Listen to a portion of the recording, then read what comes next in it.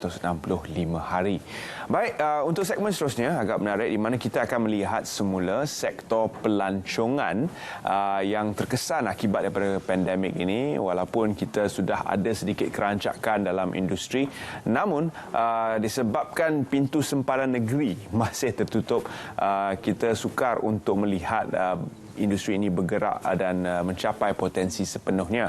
Kita bersama dengan tetamu saya di studio yang akan membincangkan program baru, Jom Dive. Warga kota dah tanya dah, Jom Dive ke mana tu? Kolam renang mana ni?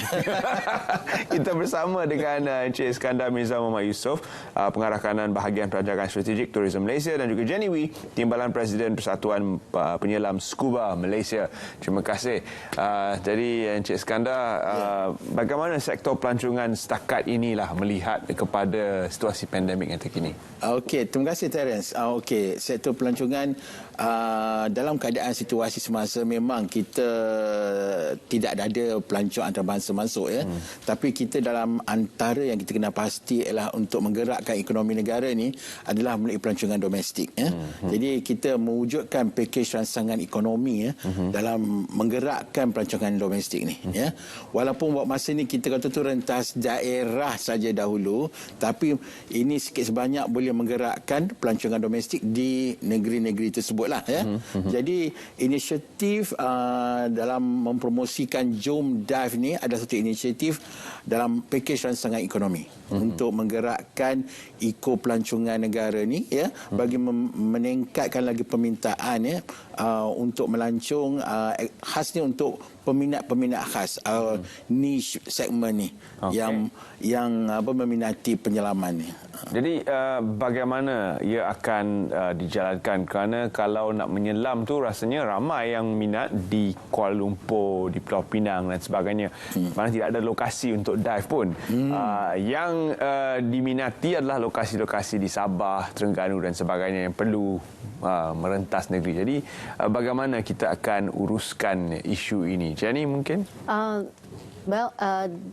Dia boleh buat booking dengan operator-operator di pulau. Lepas tu boleh aturkan perjalanannya dengan travel agency yang diiktiraf atau register dengan MOTAC. So dari, for example, dari KL dia pergi ke Pulau Tioman. Dia kena merentas ke Mersing Jetty.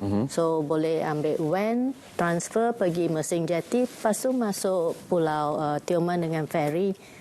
Ya. Okey, untuk tujuan kesihatan dan sebagainya, perlukah mereka menjalani pemeriksaan saringan COVID? Tak perlu, kecuali merentas ke negeri Sarawak atau Sabah saja. Ya. Jadi untuk masa ini mungkin kita perlu perhalusi juga bagaimana SOP-SOP kementerian sendiri akan membantu untuk mempergiatkan industri yang khusus ni, sebab dia niche diving. Jadi dia bertumpu kepada mereka ada lesen yang sudah menjalani kursus dan sebagainya. Jadi bukan semua orang boleh dive. Kalau minat bukan boleh terjun masuk dan sudah pandai ya. Dia memerlukan sedikit kepakaran. Boleh ambil kursus. Boleh ambil kursus. Boleh ambil kursus. Kursus tu boleh ambil di KL. Kolam renang pun dah boleh ambil. Ya. Jadi bagaimana SOP-SOP dalam industri pelancongan sendiri akan membantu untuk mempergiatkan lagi aktiviti scuba ni? Okey, Terence, kita dah memang kena pasti dah bincang dengan semua kata tu stakeholder dalam urusan penyelaman ya. Jadi mereka akan mengikut seperti apa yang diarahkan oleh MKN ya. Lagi satu grup yang selalunya yang menyelam ni bukanlah grup yang besar. Jadi grup yang mereka adalah kumpulan mereka lebih kecil ya, dan daripada mereka sampai di lokasi destinasi hinggalah mereka naik ferry dan juga ke resort dan juga ke lokasi menyelam akan diikuti segala SOP yang diperlukan ya. Dan ini lokasi pun terhad saja buat masa ni ya. Kita mempromot dalam pakej Jom Dive kali ini, ini adalah satu inisiatif yang baru ya. Jadi kita hanya mempromosi buat masa ni beberapa negeri saja yang kita kena pasti terlebih dahulu, di Terengganu, di Pahang dan di Sabah. besar. Jadi sekiranya benda ni bagus dan dapat sambutan ramai, dan kita mungkin akan ikhtiarkan untuk pusingan kedua lah ya. Jadi sambutannya yang pasti hangat adalah disebabkan oleh suatu imbuhan yang diberikan oleh kerajaan. Encik Iskandar, silakan. Ya. Dia setiap pakej pembelian yang akan di-offerkan ni, yang ditawarkan ni semenjak 12 April yang hari lalu ni, hari ketiga dah ni, sehinggalah kepada 31 Mei ya. Setiap pembelian pakej-pakej yang ditawarkan dalam Jom Dive ni ya, minimum RM1,000 pakejnya, anda mendapat diskaun RM450. Wow. Jadi itu satu jumlah yang besar ya, yang diskaun yang diberikan kepada rakyat ya, orang ramai yang sama ada baru nak mengenali penyelamat ni, ambil kursus pun boleh. Ambil kursus Dan juga kalau nak pergi advance pun boleh. Nak ambil kursus advance.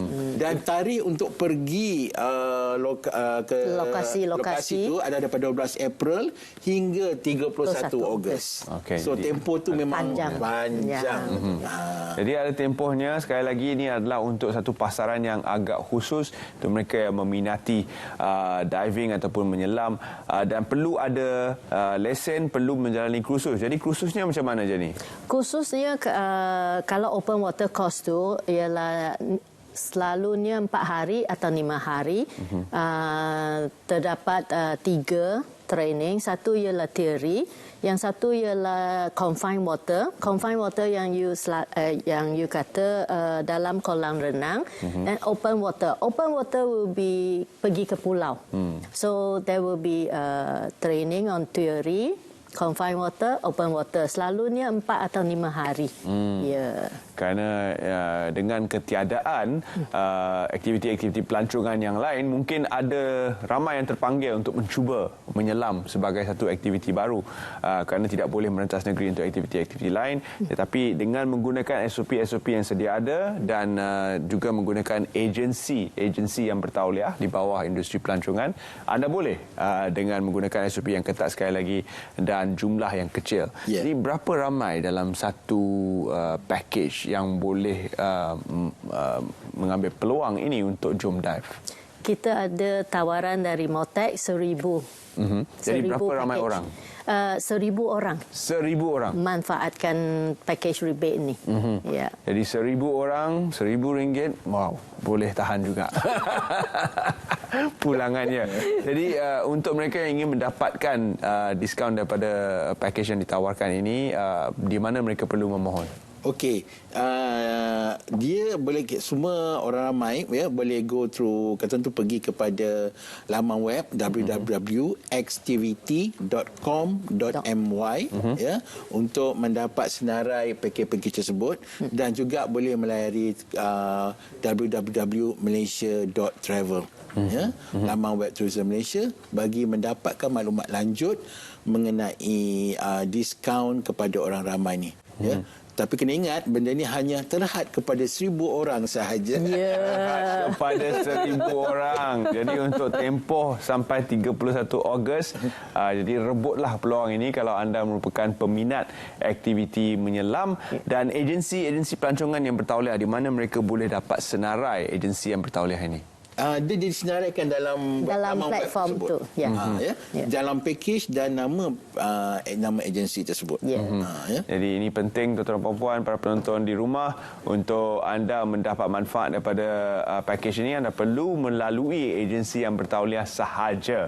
Jadi sudah pasti akan adalah scam-scam yang berleluasa nanti yang cuba menipu orang ramai. Tapi ingat bahawa anda hanya perlu pergi kepada laman sesawang rasmi Tourism Malaysia, dan anda boleh mendapat jawapan kepada semua persoalan anda. Jenny, berapa ramai penggiat dalam industri untuk ketika ini yang akan membantu dalam rancangan ini? Kita ada pilih antara 10 hingga 15 agensi. So mungkin kalau ada respons yang bagus, then kita akan invite more.